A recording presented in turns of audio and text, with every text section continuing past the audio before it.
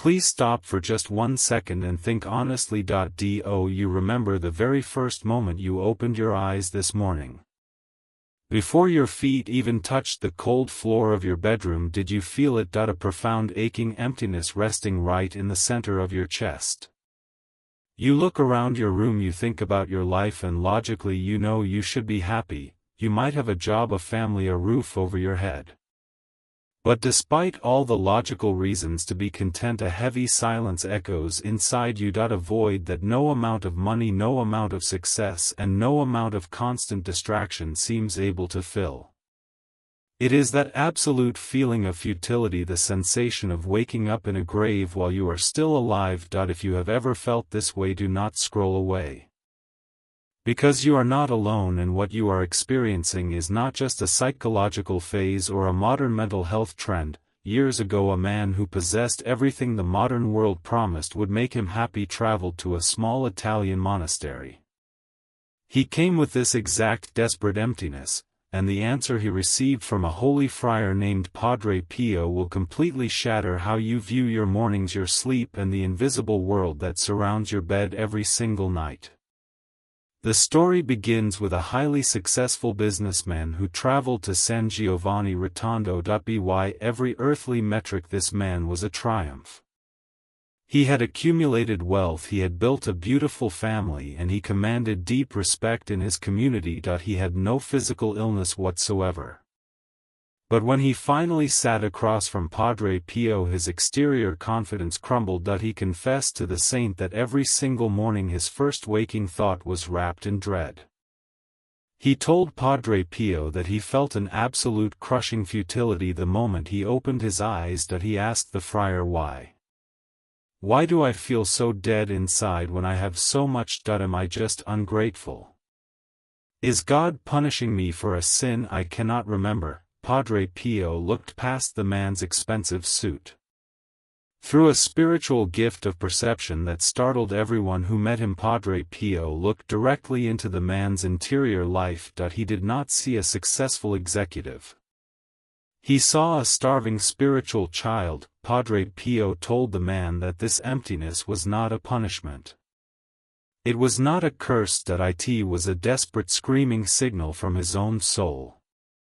His soul was letting him know that it was being fed ashes instead of bread. But why does this happen? Why does this agonizing feeling strike us most fiercely in the morning, in those quiet seconds before the day begins? Padre Pio explained that to find the answer we must look not at the moment we open our eyes, but at the dark silent hours when we close them. Most of us treat sleep as a purely biological necessity, a time when the machine powers down to recharge, but Padre Pio, who lived with one foot in eternity, saw something entirely different. He saw that sleep is a profound spiritual state where the soul is either beautifully protected or incredibly vulnerable. Think about your evening routine. For most of the modern world, the hours right before sleep are flooded with noise. We scroll through our phones, absorbing the world's anxieties, tragedies, and anger. We replay arguments in our heads. We worry about bills. And then, exhausted, we drift into unconsciousness without a single thought directed toward our Creator. We do not ask for protection. We do not surrender our heavy spirits. Padre Pio saw that when we do this, our souls spend the entire night wandering in a spiritual desert. It is the equivalent of leaving the front doors of your house wide open in the middle of a dangerous city. Unseen negative spiritual forces work tirelessly during these quiet night hours. They do not need to possess you or frighten you. They only need to quietly sow seeds of discouragement, fear, and isolation into your subconscious. When you wake up, that unexplainable heaviness in your chest is simply the exhaustion of a soul that has spent the entire night untethered from its source of life. Your body was resting, but your soul was under siege. Padre Pio did not guess about these things, that he witnessed them. One night God granted him a vision that shook him deeply. He saw a man asleep in his bed. The man's breathing was slow, his body completely unaware, but standing right beside the bed was the man's guardian angel. Padre Pio described the angel as radiant beyond human language, clothed in a light so pure it was difficult to look at. The angel's face was turned toward heaven in constant prayer, and his hands were extended over the sleeping man, forming an unbreakable invisible shield of grace. Then Padre Pio saw the others. Dark twisted figures circled the room like predators. They moved slowly, testing the edges of the angel's light. They were waiting for any gap, any momentary weakness in the man's soul that would allow them entry to plant a subtle corruption that would bloom into sin by morning. But the angel did not flinch. His unceasing prayer rose like incense to the throne of God, and the shadows could not cross the boundary of light. The man slept peacefully, entirely protected, but then the vision shifted. Padre Pio looked into another room and saw a different sleeping soul. This person also had a guardian angel standing watch. But this angel's light was dim, flickering like a candle about to die in the wind. His face was not turned toward heaven. It was turned toward the sleeping man in profound sorrow. His hands trembled.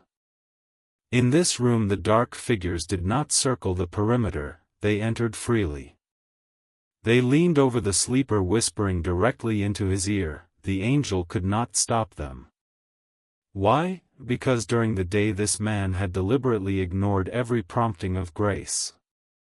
He had chosen selfishness, harbored resentment, and lived a life of practical atheism. He had gone to sleep without a single prayer of repentance or request for protection.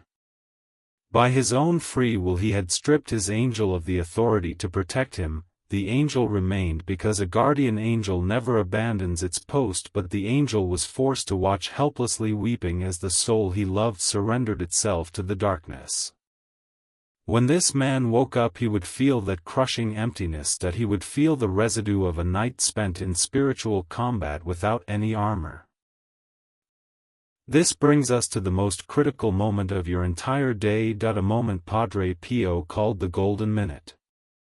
It is that brief, vulnerable space between waking up from your dreams and stepping into the duties of the day. The shadows wait for this exact minute, ready to flood your waking mind with the regrets of yesterday and the anxieties of today. If we passively let these thoughts enter, the emptiness settles over us like a thick fog. There is a powerful story preserved in the Capuchin archives about a young zealous seminarian who learned this the hard way. One morning, exhausted from his late-night studies, he woke up late. In a panic he rushed straight out of bed and ran to his daily duties, completely skipping his morning prayer. He thought God would surely understand his fatigue, and he spent the entire day busy with tasks, serving others and studying, feeling productive and useful. But when evening came, Padre Pio stopped him in the hallway with a look of profound sadness. Before the young man could even speak, the saint asked him why he had walked through the entire day unprotected and alone. The seminarian was confused. He protested that he had been surrounded by his brothers and busy with holy work all day long. Padre Pio shook his head. He told the young man that he had seen him walking through the spiritual battlefield of the day completely naked, exposed to invisible arrows he never even saw coming. By skipping his morning prayer he had entered the day without his armor, leaving his soul entirely vulnerable to the anxiety, irritation, and chaos of the world. Padre Pio saw that the morning prayer is not just a duty or a rule. It is a critical act of spiritual warfare that determines the outcome of the entire day. He explained that the first moments of the day are the first fruits of our time. To whom we give them determines who owns the rest of the day. If we give the first moments to the world, to the news, to our worries, to our rushing, we have effectively consecrated the day to the world. We have signaled to our own souls that the things of time are more important than the things of eternity. A day begun without God usually continues without God. The enemy whispers that you are too tired now, that you can pray later when you are more awake. But Padre Pio saw this as a trap. Later rarely comes. The day gets complicated, interruptions happen. Fatigue sets in. The morning is the only time we truly control. Once the day begins, it belongs to others. By seizing the morning we secure the bridgehead for God. Before we can truly understand how to fix this, we must understand the architecture of the human heart as Padre Pio taught it. The wealthy businessman from the beginning of our story had goals. He wanted to expand his company by properties and secure his legacy, but Padre Pio pointed out a fatal flaw. The man's entire life was horizontal. It stretched endlessly across the earth, but it never reached upward toward heaven. Padre Pio explained an incredible secret about human nature: your soul is infinite in its capacity.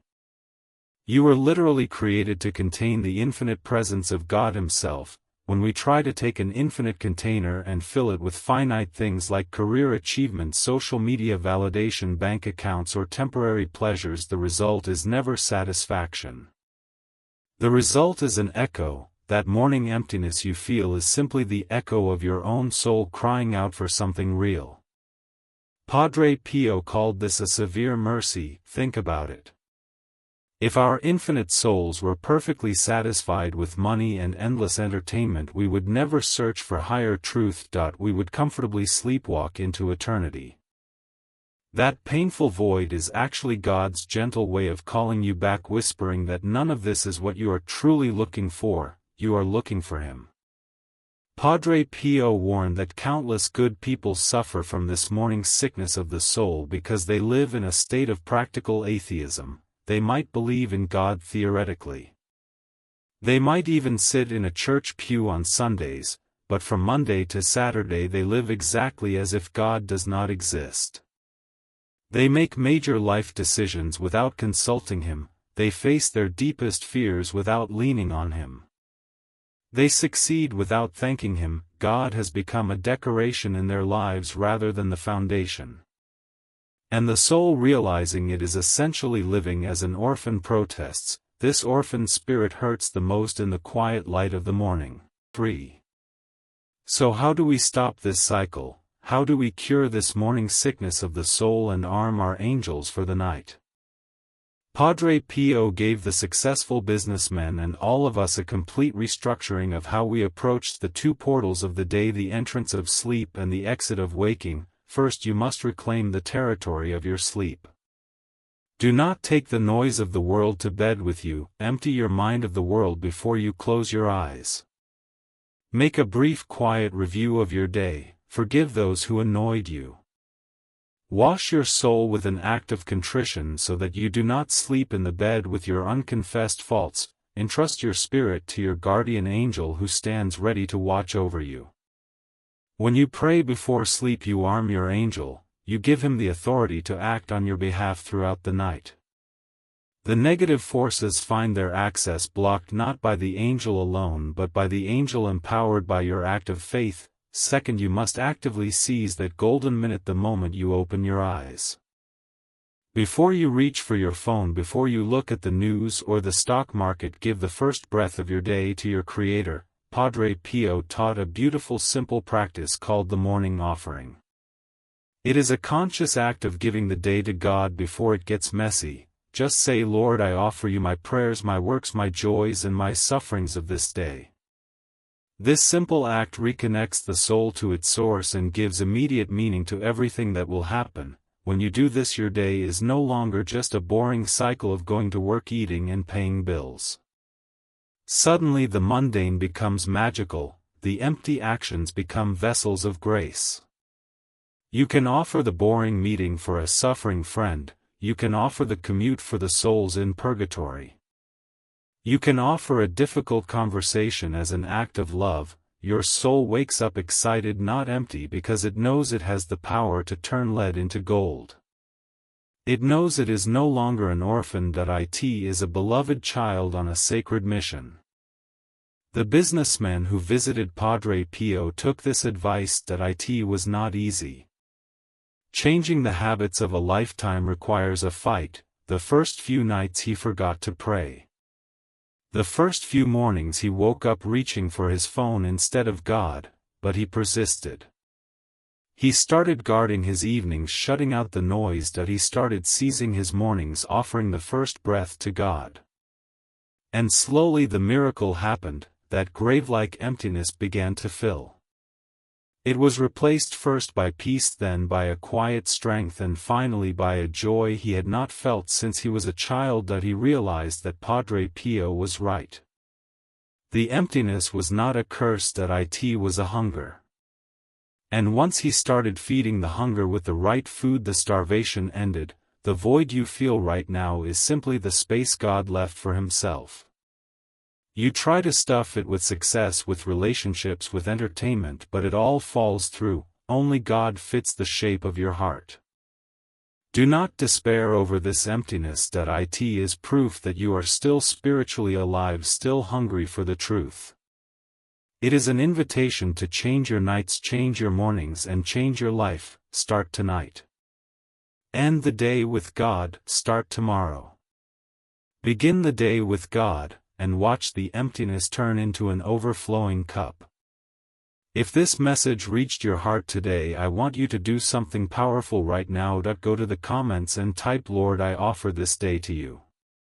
Let those words be your very first step toward a renewed spirit. If this teaching helped you understand the hidden struggles of your soul, please leave a like and subscribe to our spiritual family.